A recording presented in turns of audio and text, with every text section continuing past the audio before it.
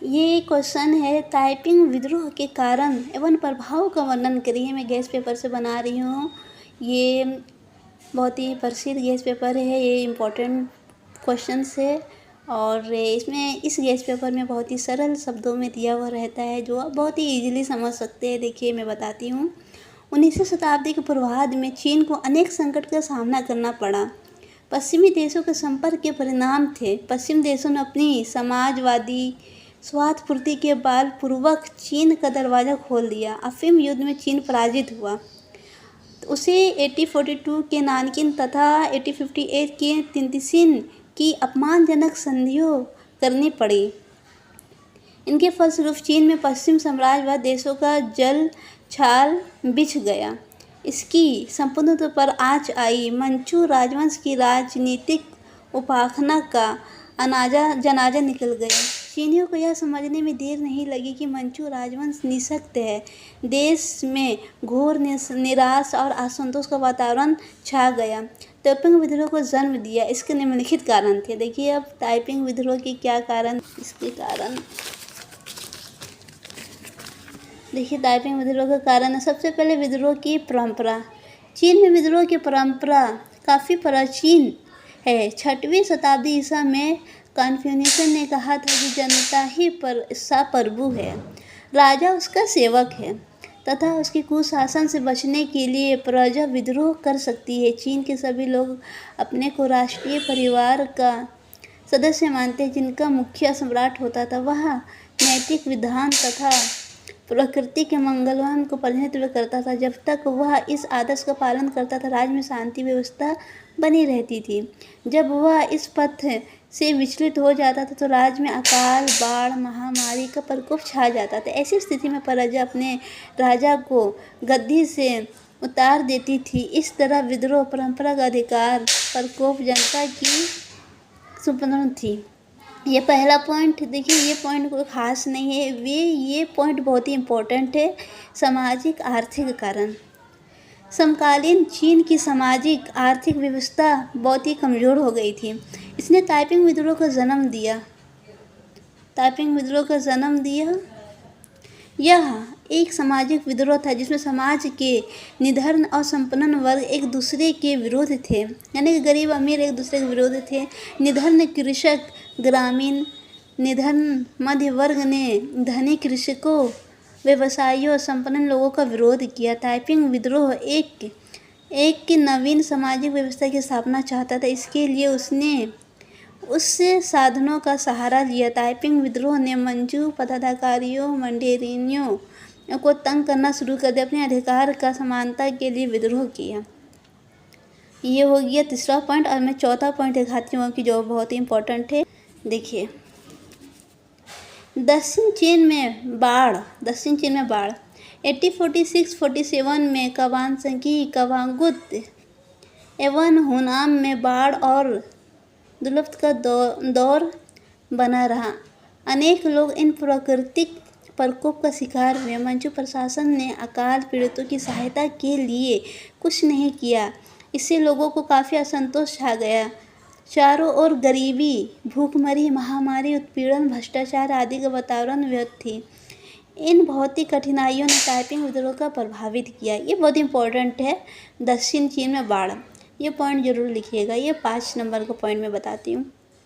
गुप्त समितियाँ। निःशक्त केंद्रीय सत्ता के फलस्वरूप देश में अनेक गुप्त समितियाँ का निर्माण हो गया। ये गुप्त समितियाँ काफ़ी क्रांतिकारी थी।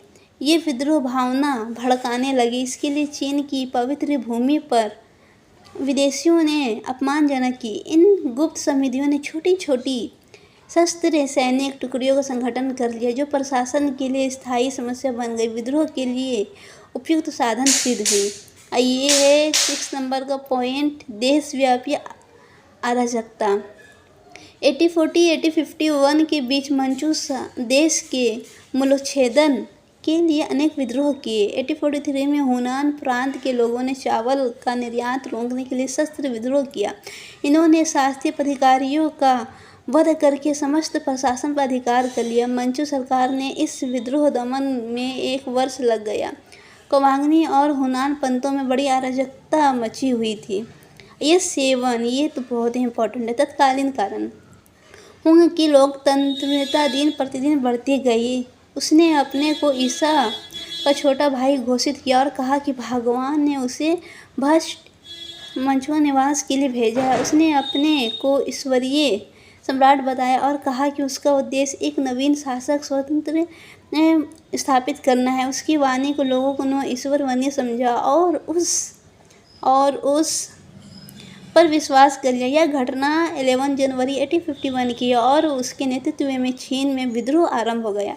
ये देखिए चीन का परिणाम, वो तो कारण था, अब इसका परिणाम क्या निकला इस विद्रोह का। ताइपिंग विद्रोह असफल रहा।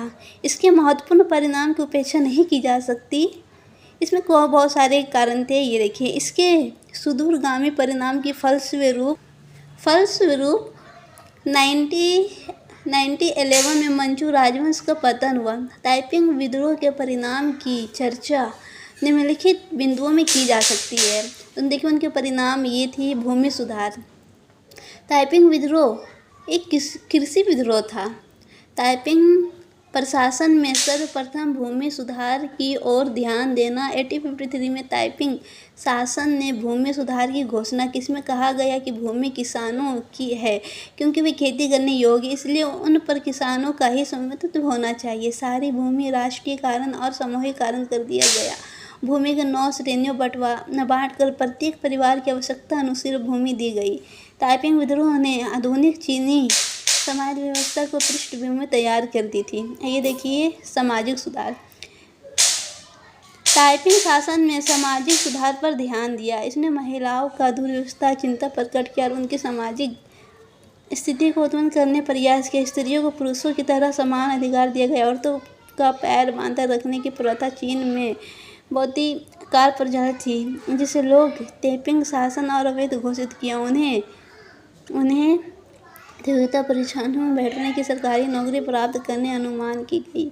यहाँ तक कि उन्हें सेना भर्ती होने के लिए भी अवसर दिया गया। स्त्रियों की बहुविवाह दहेज प्रथा प्रतिबंध लगा दिया गया। इस तरह शताब्दियों के बाद ताइपिंग विद्रोह प्रशासन में स्त्रियों को पहली बार स्वतंत्रता से सांस लेने का अवसर प्राप्त हुआ। सामाजिक सुधार में दास प्रथा, मूर्ति पूजा, सट्टेबाजी, शराब, अफीम, तंबाकू आदि सेवन पर प्रतिबंध लगा दिया गया। अपवित्र गठबंधन। ताइपिंग विद्रोह के फलस्वरूप विद्रोहियों में मंचू सरकार, ये देखिए कि अपवित्र हो गया और ये भी पॉइंट बहुत इंपॉर्टेंट है, नई कर पद्धति। इसे आप देख लीजिए और इसे आप रिवीजन कर लीजिएगा, ये बहुत ही इम्पोर्टेंट है। तो मैंने बेसिकली सब कुछ बता दिया है, बाकी आप अच्छे से समझ के खुद से पढ़े, बहुत ही ईजिली भाषा में है।